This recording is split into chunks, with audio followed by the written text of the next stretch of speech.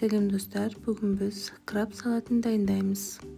Менің арнама тіркеліп, лайк басып, комментарий жазуды ұмытпаңыздар.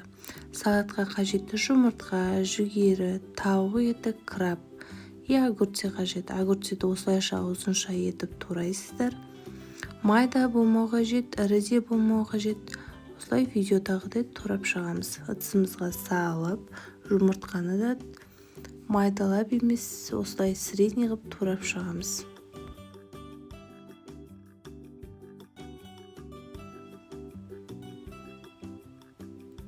Крабымызды да видеодағыдай турап шығамыз.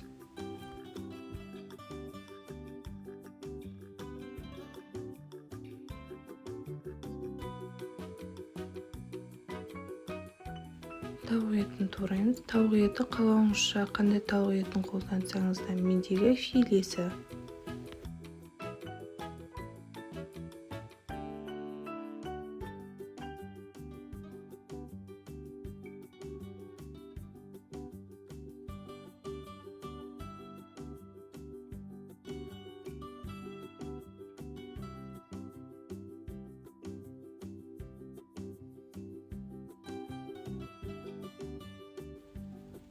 Бәрін ыдысқа салып, жүгерімізді саламыз.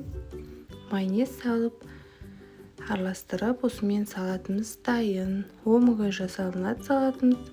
Достар, жасап көріңіздер.